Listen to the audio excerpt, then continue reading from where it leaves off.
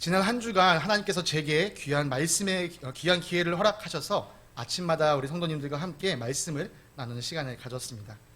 하나님 말씀을 나누는 일이요 얼마나 귀한 일인지 다시 한번 깊이 생각하는 시간이 되었고요.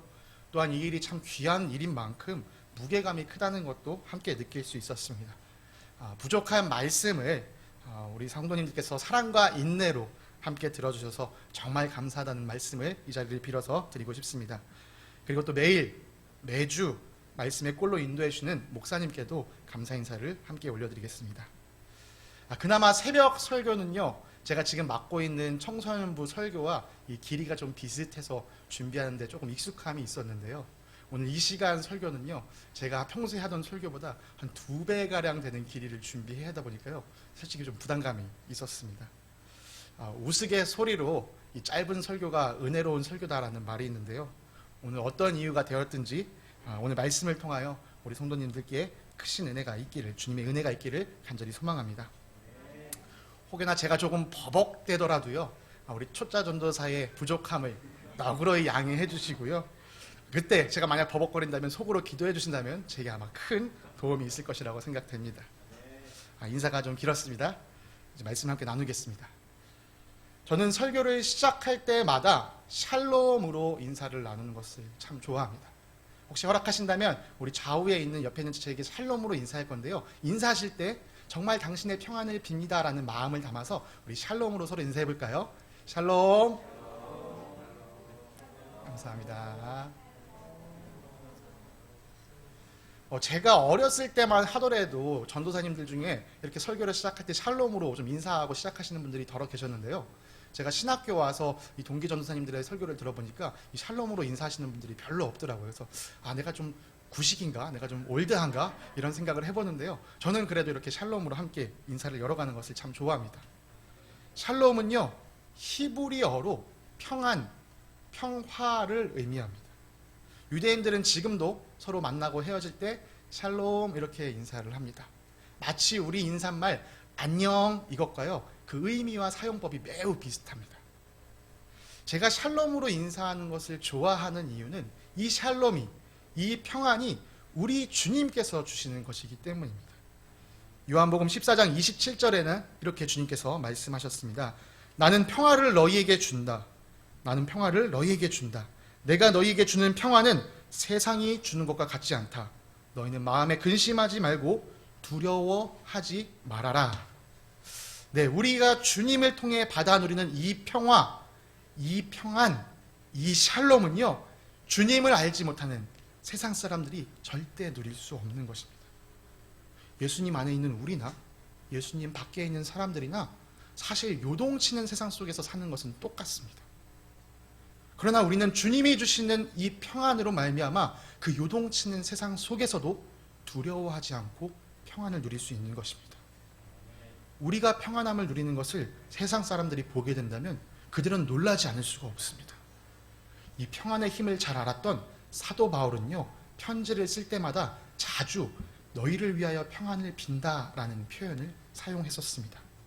부족하지만 저도 이 바울과 같은 마음으로 성도님들을 위하여 주님의 평안을 빕니다. 사랑하는 성도님들 각자에게, 그리고 각 가정에게, 각 속해 있는 모든 공동체 안에 주님의 샬롬이 가득하시기를 기도하겠습니다. 그런데 오늘 우리가 읽었던 마태복음의 본문은요, 방금 우리가 함께 나눴던 이 평안의 이야기와는 조금 반대되는 이야기가 나타나는 것 같습니다.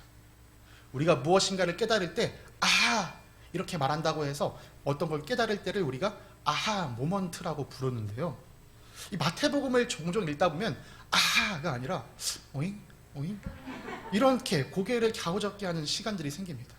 특히 오늘 본문도요, 그렇게 오잉하게 만드는 본문 중에 하나입니다. 우리에게는 제가 방금 아까 읽어드렸던 것처럼 요한복음에 나온 예수님의 모습, 우리에게 평안을 빌어주시고 평안을 주시는 예수님의 모습이 우리에게는 너무나도 익숙합니다.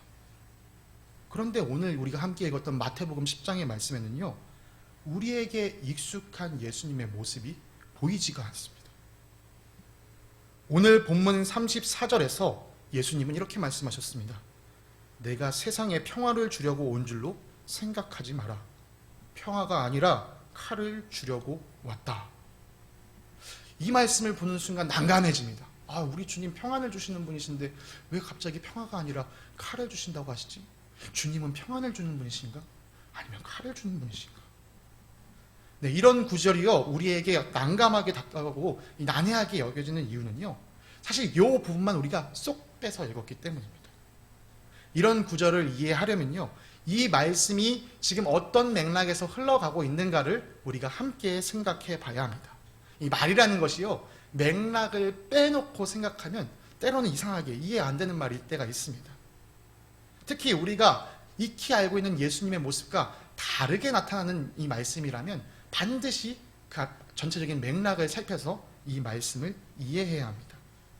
그래서 오늘 본문이 들어있는 이 마태복음 10장의 흐름을 잠시 좀 살펴보도록 하겠습니다. 마태복음 10장은요, 예수님께서 제자들에게 이 치유와 축기의 권능을 허락하셔서 제자들을 이스라엘 백성에게 보내시는, 이 전도 여행을 보내시면서 제자들에게 주시는 말씀이 기록되어 있습니다. 10장 초반에는 예수님께서 제자들에게 너희가 전도 여행 갔을 때 어떻게 해야 한다라는 당부의 말씀을 주시고요, 이 당부의 말씀이 끝난 이후에 예수님은 제자들에게 너희가 세상에 나아갔을 때 세상은 결코 너희에게 호의적이지 않을 것이다, 세상은 너희를 박해하고 핍박할 것이다 라는 경고의 말씀을 함께 주셨습니다. 그리고 오늘 이 본문이요, 그 경고의 메시지 뒤에 이어지고 있는 내용입니다. 네, 그래서 10장 전체를 살펴보면요, 사실 예수님은 우리가 익히 아는 것처럼 평화를 빌어주시는 분이시라는 사실을 확인할 수가 있습니다. 10장 12절에서, 오늘 우리가 함께 읽지 않았지만요, 10장 12절에서 예수님은 제자들에게 이렇게 말씀하셨습니다. 너희가 그 집에 들어갈 때는 평화를 빈다고 인사하여라. 네, 예수님은요, 제자들이 전도 여행을 떠나서 어느 집에 머물게 됐을 때는요, 당신의 집에 평화를 빕니다, 이렇게 인사하라고 당부하셨습니다. 그런데 이 평화에는요, 전제 조건이 하나가 있습니다. 그것은 10장 7절에 기록되어 있는데요, 예수님은 제자들에게 이렇게 선포하라, 이렇게 먼저 선포하라고 말씀하셨습니다. 하늘나라가 가까이 왔다. 그렇습니다. 제자들이 비는 평안의 전제 조건은 바로 하늘나라입니다. 다가온 하늘나라, 그 안에 거할 때 누리는 평안을 제자들은 선포하였던 것입니다. 하늘나라가 다가왔음을 보여주는 그 증거가 바로 예수님으로부터 부여받은 치유와 축기의 은사였던 것이죠. 그런데 예수님은요, 그렇게 치유와 축기의 은사를 가지고 기적을 베푸는 제자들이 세상 속에서는 환영받지 못할 것이라고 말씀하셨습니다. 왜냐하면 이 평안의 전제 조건이 바로 하늘나라였기 때문입니다. 아니, 무슨 똥딴지 같은 소리일까요? 하늘나라의 평안을 빌어준다고 하는데 그것을 거절한다고요? 병도 낫게 해주고 귀신도 쫓아주는데 그것을 환영하지 않는다고요? 그것은 하늘나라가 가지고 있는 속성 때문입니다. 여기서 하늘나라, 즉 천국이라고 표현된 것은요, 다시 말해서 하나님 나라를 의미합니다. 마태는 마태복음을 기록할 때요, 하나님 나라 대신에 이 하늘나라라는 표현을 자주 쓰는데요, 그것은 이 마태가 유대인들이 하나님의 이름을 거룩하게 여겨서 하나님의 이름을 함부로 말할 수 없기 때문에 돌려서, 애둘러서 하나님 나라를 하늘나라라고 표현하고 있는 습관 때문에 그렇게 기록하고 있습니다. 네, 그러니까요, 하늘나라는 곧 하나님의 나라입니다. 그렇다면 하늘나라는 누가 다스리시는 나라일까요? 두말할 것도 없이 하늘나라는 하나님께서 다스리시는 나라입니다. 우리는 종종 하늘나라를 떠올릴 때요, 이런 모습을 생각합니다. 아, 그곳은 아픔도 없는 곳, 그곳은 슬픔이 없는 곳, 그곳은 낙원과 같은 곳이야. 네, 그렇게 생각하는 것도 틀리지 않았습니다. 그러나요, 그곳에 아픔도, 그곳에 슬픔도 없는 이유는 그곳에서 그곳이 하나님께서 계시며 하나님께서 다스리시기 때문입니다. 그러니까 치유가 일어나는 것, 귀신이 떠나가는 것은 하나님께서 다스리시기 때문에 나타나는 아주 자연스러운 현상인 것이고요, 하늘나라의 본질은 하나님의 다스림에 있다는 것입니다. 이것 때문에 세상은 하늘나라를 거절합니다. 하나님이 나를 다스리는 것을 원치 않기 때문이죠. 이것은 우리 인간 안에 자리 잡고 있는 아주 뿌리 깊은 죄의 본성입니다. 내가 내 스스로 주인된 삶, 그것을 포기하고 싶지 않은 것이죠. 내가 내 삶의 주인이 된 삶과 하나님께서 다스리시는 삶은요, 결코 공존할 수가 없습니다. 이 둘은요, 반드시 하나만 선택되어야 합니다. 그런데 스스로 주인됨을 포기하고 싶지 않기 때문에 세상은 하늘나라에서 누릴 수 있는 평안을 거절하는 것입니다. 그리고 더 나아가서 그것을 전하는 제자들을 핍박하고 박해합니다. 마태복음 10장 16절 이하에는요, 예수님이 제자들이 당할 박해와 핍박에 대해서 말씀해 주십니다. 사람들이 제자들을 법정에 넘겨줄 뿐만 아니라 회당에서 매질까지도 한다고 합니다. 생판 모르는 남이 나에게 이런 일을 해도 속이 아프고 답답한데요, 21절을 살펴보니까 형제가, 아버지가, 자식이 제자들을 죽음의 자리로 넘겨줄 것이라고 예수님께서 말씀하십니다. 내가 세상에서 가장 믿을 수 있는 나의 가족이 나를 배반한다.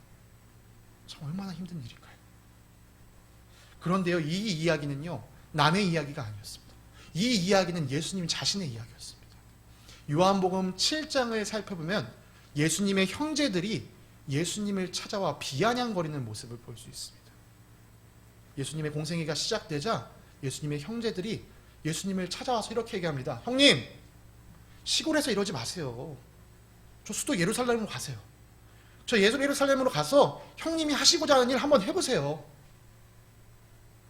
예수님의 형제들은요, 예루살렘에 예수님의 대적들이 많다는 것을 알면서도 예수님이 행하시는 일이 못마땅해서 예수님에게 그렇게 비아냥거렸던 것입니다. 스승이신 예수님께서 이런 일을 겪으셨다면 그의 제자들도 이런 일을 겪는 것이 당연하겠죠. 이처럼 제자들은요, 하늘나라의 온전한 질서, 하늘나라의 평안을 선포함으로써 지금까지 세상에서 누려왔던 안정적인 관계를 깨트리게 되었습니다. 이것이 34절의 말씀이 담고 있는 의미입니다. 하나님의 다스림을 따르면서 그것을 선포하는 것은 이 땅에서는 영적 전쟁을 선포하는 것과 마찬가지입니다. 이것이 우리 기독교가, 우리 그리스도인이 당면하고 있는 현실입니다. 우리에게는 진리가 오직 하나뿐입니다. 만약에 이 생명으로 나아갈 수 있는 길이 여러 갈래 길이 있다면요, 이렇게 말할 거예요. 나는 이 길로 갈게. 그래, 너는 그 길로 와. 우리 나중에 만나자. 그런데요, 우리 말씀이, 성경을 통해서 하나님께서 말씀하시기를 생명으로 이르는 길은 하나밖에 없다고 우리에게 말씀해 주십니다. 그렇기 때문에요, 우리는요, 우리가 사랑하는 사람들을 향하여 우리와 같은 길에 서자라고 권면할 수밖에 없는 것이에요. 근데 문제는 무엇이죠? 이 길에 서자라고 말하는 것은 아까 말씀드렸던 것처럼 너가 주인 되었던 이전의 삶의 방식을 포기하고 이제는 하나님의 다스림 아래 서라 라고 말하는 것과 같다는 것이죠. 세상이 이것을 받아들이기 싫기 때문에요, 소극적으로는요, 꼭 그 길을 가야 돼? 이런 식으로 거절을 하고요, 적극적으로는요, 예수님께서 말씀하시는 것처럼 예수님을 믿는 사람을 조롱하고 핍박한 모습으로 나타난다는 것입니다.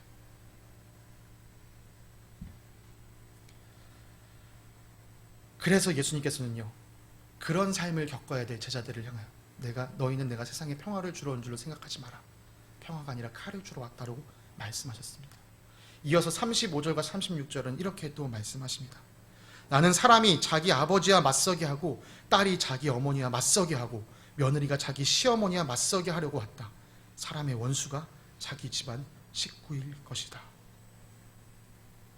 이 말씀을 보면요, 마치 예수님을 믿는 우리가 예수님을 믿지 않는 다른 가족 구성원들과 맞서 싸우는 모습처럼 보여집니다. 만약 그렇게 해석하면요, 아까 34절에 예수님께서 칼을 주시겠다라고 한 그 칼이 우리가 믿지 않는 가족들과 대항해서 싸울 수 있는 무기처럼 보일 것입니다. 그런데 과연 예수님은 우리에게 그런 칼을 주셨을까요?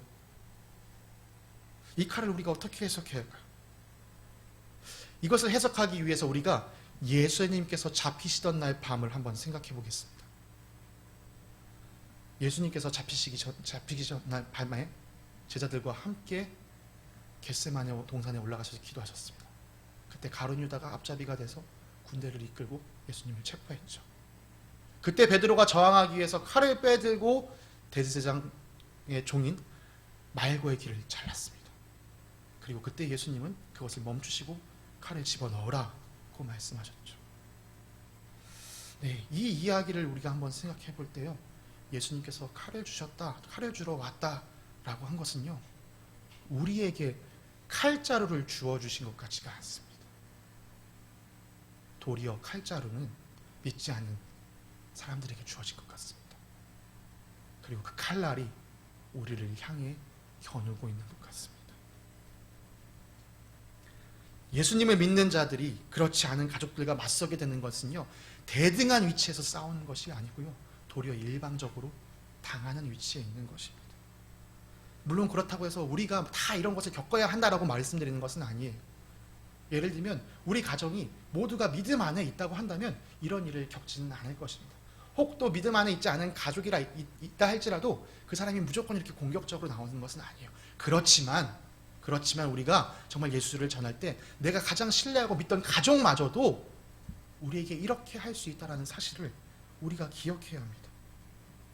그래서 혹시 오늘 이 말씀을 읽으시고 나서요, 집에 가서도 절대 이러시면 안 됩니다. 믿는 부모님이 믿는 자녀를 향해서요, 이렇게 도끼 눈을 뜨고 쳐다보신다거나, 혹은 또 믿는 자녀가 믿는 부모님을 향하여 막 이를 바닥바닥 하면서 이렇게 대드는 모습이 나타나서는 안 됩니다. 우리가 한 믿음 안에서는요, 서로 하나 되는 모습을 보여주셔야겠죠. 성숙하신 우리 성도님께서는 이미 사실 제가 무슨 말을 하시는지 잘 알고 계시겠지만 제가 저를 위해서 이렇게 다시 한번 말씀을 드립니다.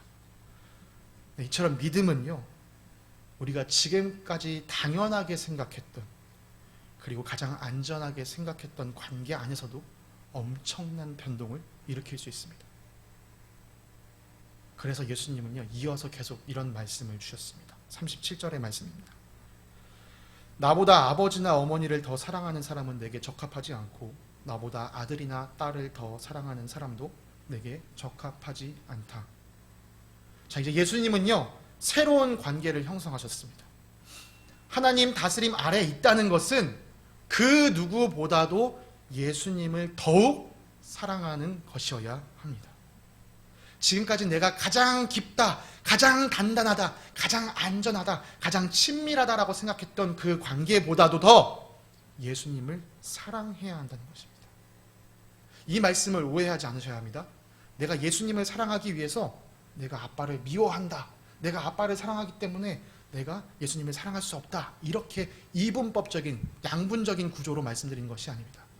예수님도 아빠도 사랑할 수 있지만 예수님을 더 사랑해야 한다는 것이죠.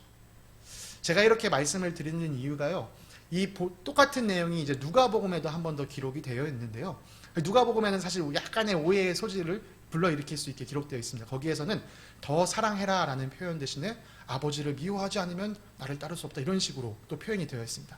그렇지만 그것이 정말 미워하라는 의미가 아니라는 것이죠. 성경에는 한 번도 누구를 미워하라고 가르친 적이 없습니다.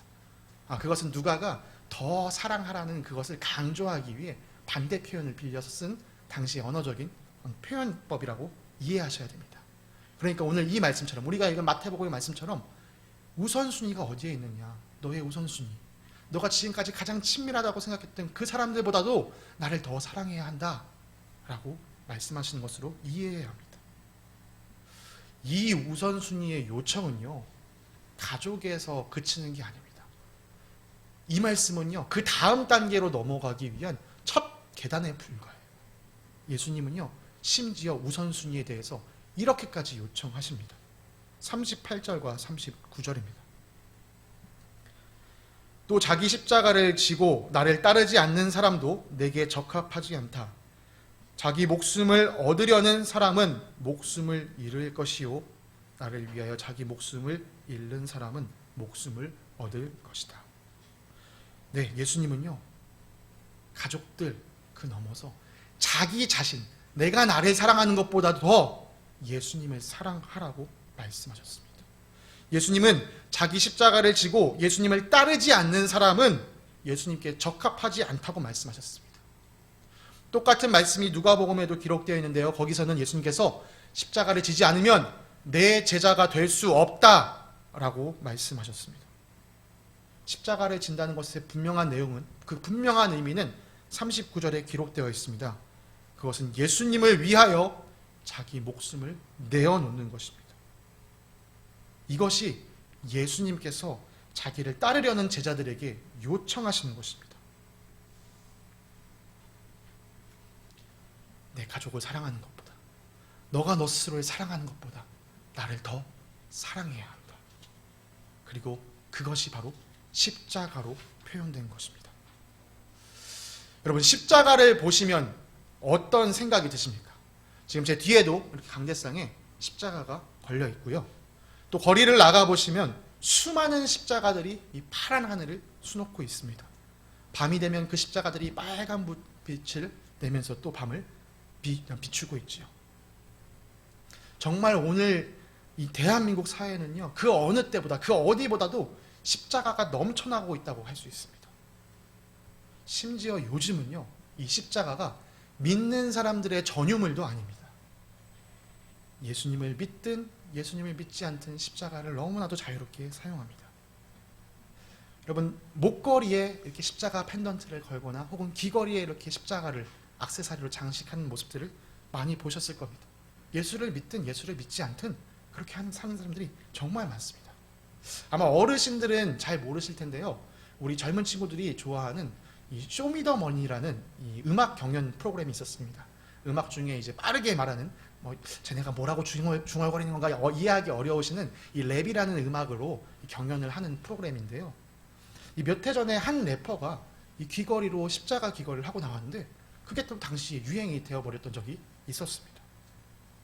그럼 그 사람이 그리스도인이었느냐? 아니요. 그 사람은 스스로가 자기는 종교가 없다라고 말하는 사람이었습니다. 그뿐인가요? 요즘은 타투라고 해서 젊은이들이 패션으로 문신을 새기기도 하는데요. 그 문신의 많은 모양 중에 십자가를 새기는 사람들이 참 많이 있습니다. 제가 정확히는 모르겠지만 그렇게 몸에 십자가를 새기는 모든 사람이 그리스도인은 아닐 겁니다. 네, 요즘 이 사회에서는요, 십자가는 그저 하나의 장식품, 미적인 표현 정도로 여겨지고 있습니다. 오늘날 십자가는 그냥 문화가 되어버렸습니다.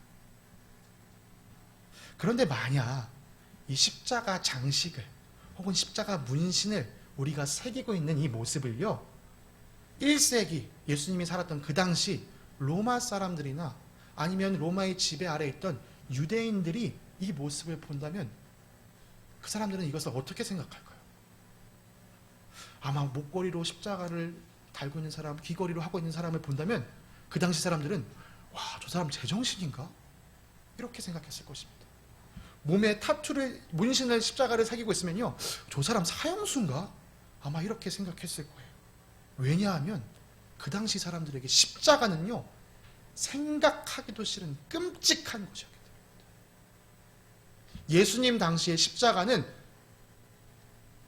정부가 줄 수 있는 사형 형벌 중에 가장 최악의 사형법이었습니다. 왜냐면요, 다른 사형법들은 어떤 사형이 집행되자마자 그 사형수가 곧바로 죽음을 맞이하지만 이 십자가의 형벌은 십자가에 달린 채 죽을 때까지 그 자리에 기다려야 했기 때문입니다. 제가 예전에 한번 우리 청소년 아이들과 십자가에 대해서 함께 나누기를 원해서 십자가에서 고통을 받는 게 어떤 고통인가에 대한 의학 박사가 쓴 글을 본 적이 있었습니다. 그런데 그 글을 읽는 것만으로도요, 솔직히 말해 제 몸에 소름이 돋고요, 이것을 어떻게 설명하기조차도 너무 떨린다라는 마음이 들 정도로 너무나도 끔찍한 모습이었습니다. 그냥 달려서 내가 언제 죽을까 기다리는 게 아니고요, 그 기다리는 순간순간 그 1분 1초가 고통 가운데 머물고 있다는 거죠. 그래서 십자가에 달린 사형수는요, 죽고 싶지만 죽을 수 없어서 죽기만을 기다리고 있었습니다. 자신이 십자가에 달리지 않았어도요, 당시 1세기 사람들은 십자가에 달려 죽는 사람들을 종종 보곤 했습니다. 그렇기 때문에 그들은요, 십자가가 얼마나 끔찍한 것인지 잘 알고 있었어요. 그래서 로마 철학자였던 이 키케로라는 사람은 이런 말을 남겼다고 합니다. 십자가라는 단어 자체가 로마 시민에게서는 그의 생각이나 눈, 귀에서조차 아주 제거되어 버려야 한다. 그만큼 십자가가 끔찍하다는 것이죠.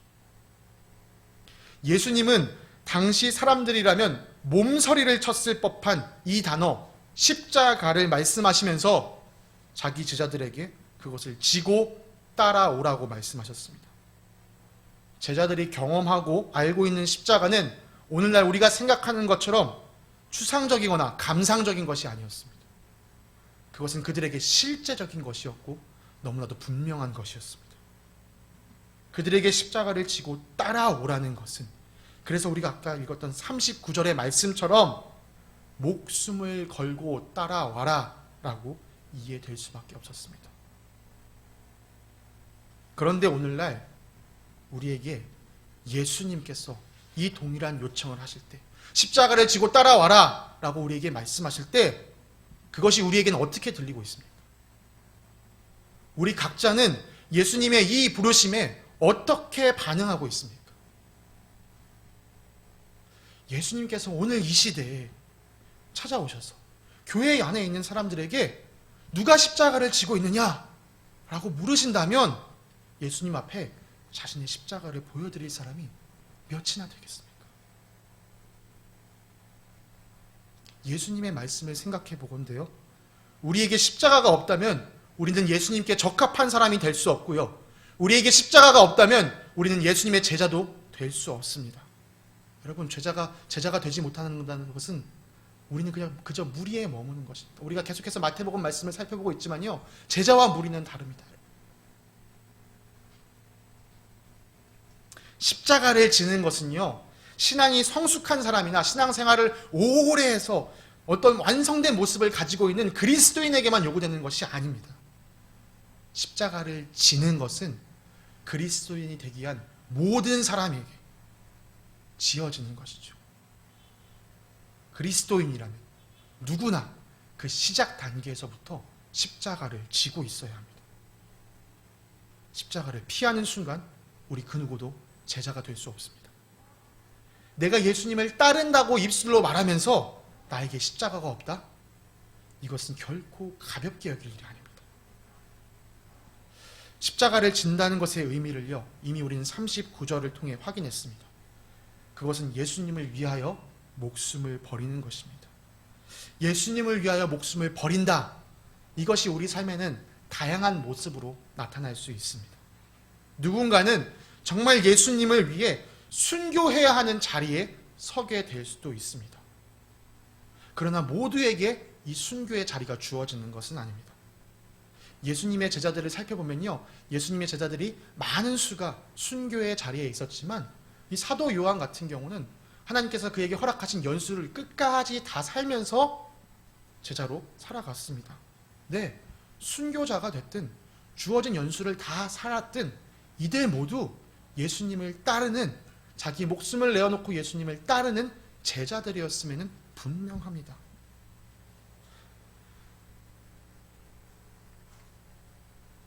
우리 중 그 누가 순교의 자리에 서지 않게 될 것이라고 확신할 수 있습니까? 우리 중에서도 순교자가 나올 수 있습니다. 그렇지만 또 얼마나 많은 사람이 순교자가 될 것인지는 그 누구도 확신할 수는 없습니다. 다만 제가 확신하는 한 가지는 순교의 자리에서 순교하는 사람은 이미 순교자의 삶을 살아가고 있다는 것입니다.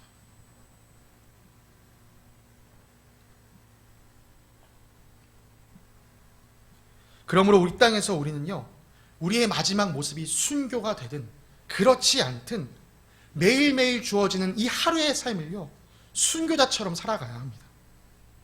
그런 점에서 예수님께서 십자가에 달리라 라고 말씀하지 않으시고 십자가를 지고 따라오라 라고 말씀하신 것이 제게는 의미가 있습니다.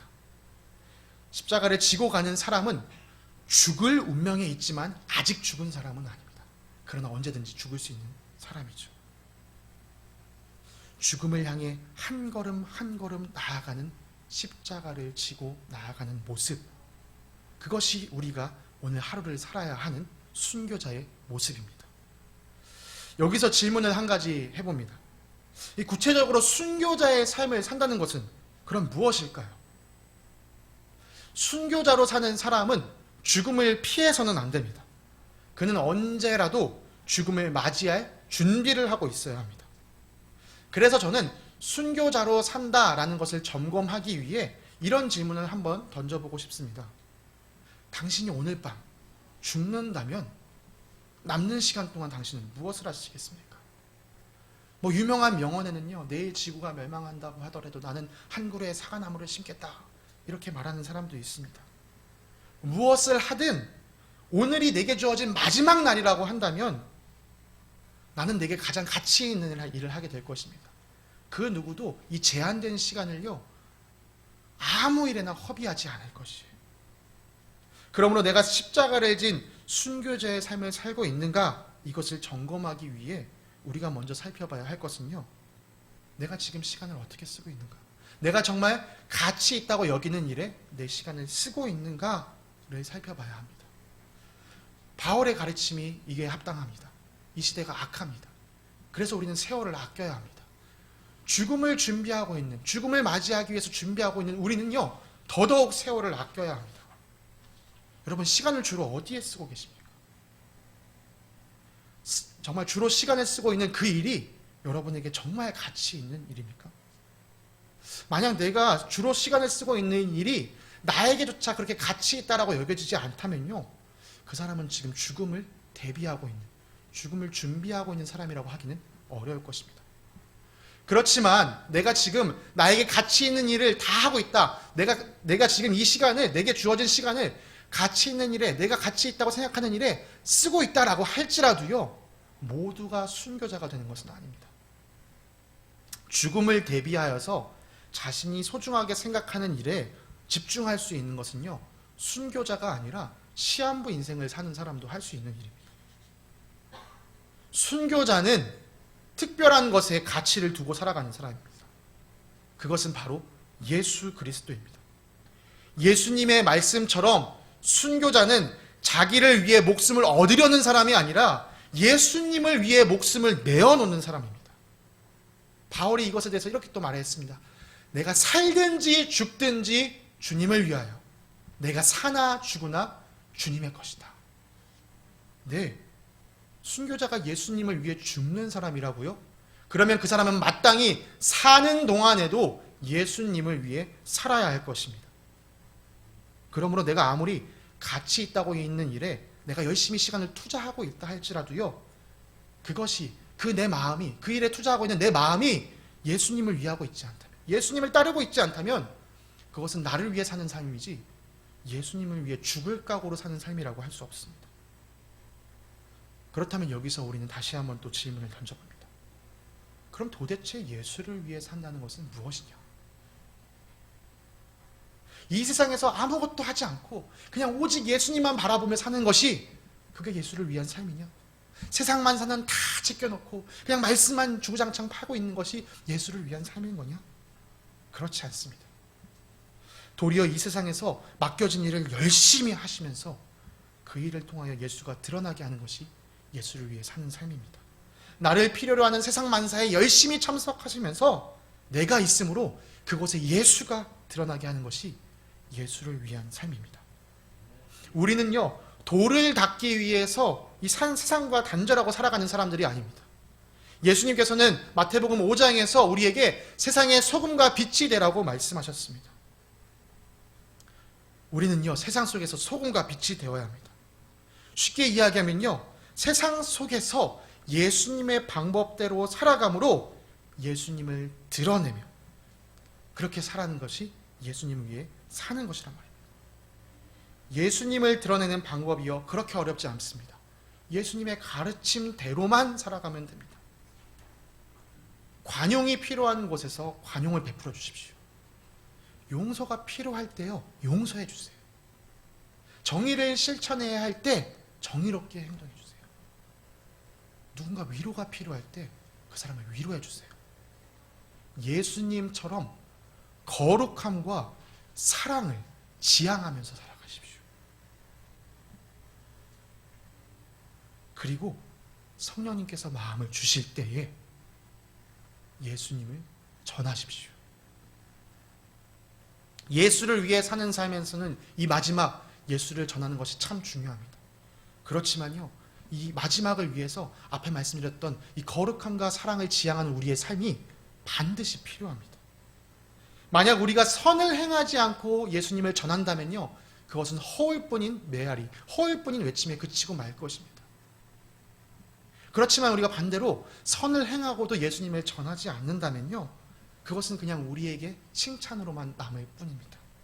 사랑하는 성도 여러분, 우리의 착한 행실을 통하여 우리 하늘에 계신 하나님 아버지께서 영광을 받게 하십시오.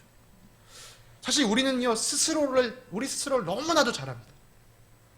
우리 스스로를 너무나도 잘 알아요. 우리 중에 그 누구도요, 사실 선을 행하고 싶은 사람은 없습니다. 내게 이익이 된다면 나도 나쁜 짓 하는 것, 서슴지 않는 사람이라는 것을 우리는 그 누구보다 잘 알고 있습니다.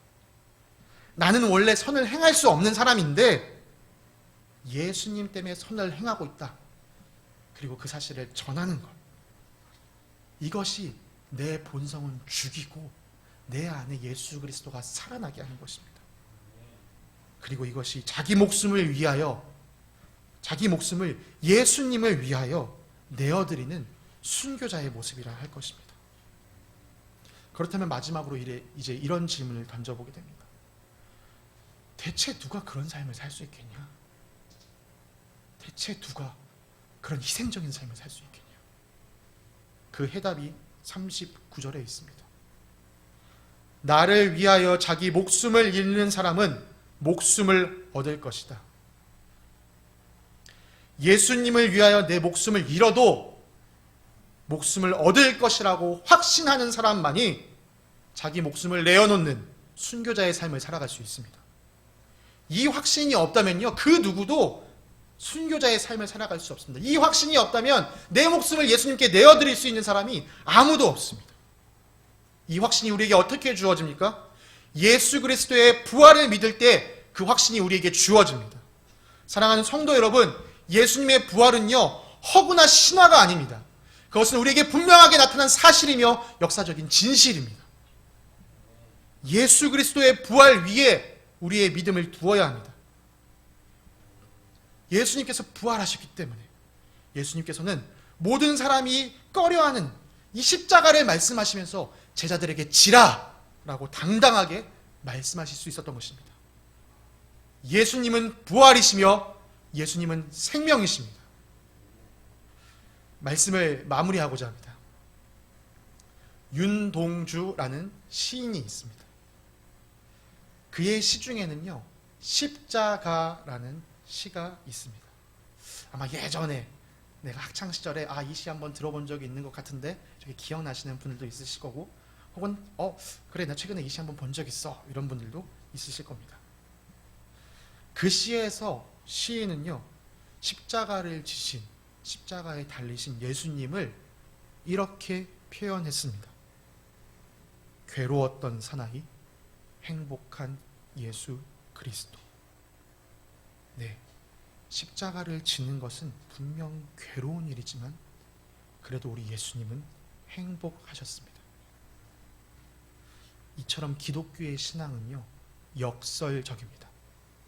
여러분, 역설과 모순이 다르다는 것을 잘 알고 계시지요? 모순은요, 이 서로 다른 것이 서로 하나 될 수 없는, 하나 됐을 때 논리적으로 말이 안 되는 것을 모순이라고 하는데요, 역설은요, 이 서로 하나 될 수 없을 것 같았던 이것이 하나 되었을 때 말이 되는 것을 역설이라고 합니다. 우리 그리스도인의 신앙이요, 이렇게 역설적입니다. 괴로웠지만 행복한 예수님의 모습처럼 말이죠. 십자가를 지고 가는 삶, 괴롭습니다. 그렇지만 그것이 우리를 가장 행복하게 할 것입니다. 죽음의 상징인 십자가, 그것이 예수 그리스도를 통하여 생명의 길이 되었습니다. 십자가를 지고 가는 삶, 세상 사람들은 도저히 이해할 수 없습니다. 우리가 십자가를 지고 살아갈 때요, 세상 사람들은 우리에게 이렇게 물을 것입니다. 야, 왜 그렇게 힘들게 살아가냐? 왜 그렇게 무거운 것을 지고 살아가냐? 넓은 길이 있는데 왜 그 좁은 길로 가려고 하냐? 자유롭게 살면 되지 왜 그렇게 답답하게 살려고 하냐? 바라기는 우리를 향한 그들의 질문이 여기에서 그치지 않기 원합니다. 우리를 바라보면서 그들이 이렇게 더 질문하기 원합니다. 그런데 왜 네가 나보다 더 행복하지? 그런데 왜 네가 나보다 더 평안한 것이냐? 그때 여러분이 답을 주시기 바랍니다. 예수님 때문입니다. 난 예수님의 말씀을 따라 십자가를 지고 살아가고 있지만 그 십자가가 나에게 영생을 허락하였습니다.